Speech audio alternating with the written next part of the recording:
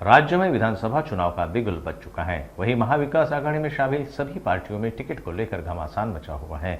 इसी बीच शेकाप की महिला क्षेत्रीय अध्यक्ष आशा शिंदे का कहना है कि महाविकास आघाड़ी में जो पार्टी उन्हें टिकट देगी वह उन्हीं की तरफ से चुनाव में खड़ी होंगी। लोहा कंधार निर्वाचन क्षेत्र में 37 करोड़ रुपए के विभिन्न विकास कार्यों का भूमि पूजन और उद्घाटन विधायक श्याम सुंदर शिंदे द्वारा संपन्न हुआ। इस कार्यक्रम में बड़ी संख्या में कार्यकर्ता और पदाधिकारी शामिल हुए। इस मौके पर शेकाप महिला क्षेत्रीय अध्यक्ष आशा शिंदे ने कहा कि आने वाले चुनाव में जो पार्टी हमें महाविकास आघाड़ी से टिकट देगी हम उसी से खड़े होंगे। उन्होंने इस दौरान यह भी कहा कि इस सीट पर कोई भी दावेदारी कर सकता है, लेकिन टिकट शिंदे परिवार को ही दिया जाएगा। 3 लक्ष म्हणजे 37 कोटी 3 लक्ष कामाचे उद्घाटन झालेले आहेत, रस्त्याचे, विविध रस्त्याचे।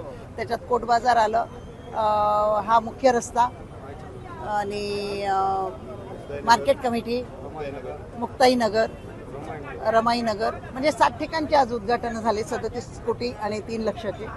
बाकी बरेच कामं राहिलेली आहेत, म्हणजे उद्घाटनं राहिलेली आहेत। तुम्हाला माहिती आहे की SDM ऑफिसचं उद्घाटन राहिले, आपल्या हॉस्पिटलचं उद्घाटन राहिलेले 100 खाटांच्या, परत PWDचे क्वार्टर्स त्याचं पण उद्घाटन राहिले, गोडाऊन्सचं उद्घाटन राहिले आणि बरेच मधले छोटे छोटे रस्ते त्यांचं तर शक्य आता मला नाही वाटत की आता आचारसंहिता लागेपर्यंत उद्घाटनं होतील, कारण कामं भरपूर झालेली आहेत।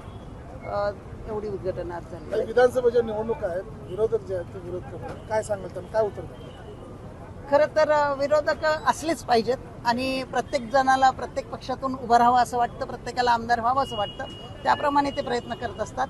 पण आम्हाला माहिती आहे की पुढचा आमदार 100% श्यामसुंदर शिंदे साहेब म्हणजे शिंदे कुटुंबातलाच आमदार असेल।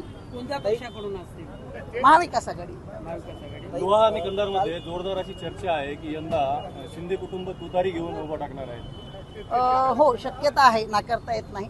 पण आमचे शेका पक्षाचे जयंत पाटील साहेब आणि महाविकास आघाडीचे ज्येष्ठ नेते शरद पवार साहेब, उद्धव ठाकरे साहेब सगळे मिळून विचार करतील आणि ज्या पक्षाचं म्हणजे तुतारीचं देतील, नाहीतर मग आमच्या कामगार पक्षाचं देतील, त्या पक्षातून आम्ही बहीण भावाचं राजकारण म्हणून सध्या तुम्ही महाराष्ट्रामध्ये प्रसिद्ध आहात, भविष्यामध्ये काही वाद राहणार आहे का?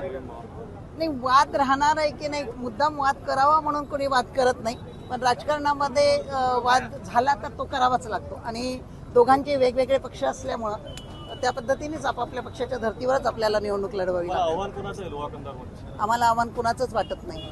काही काल मातोश्री येथे उद्धव बाळासाहेब ठाकरे यांची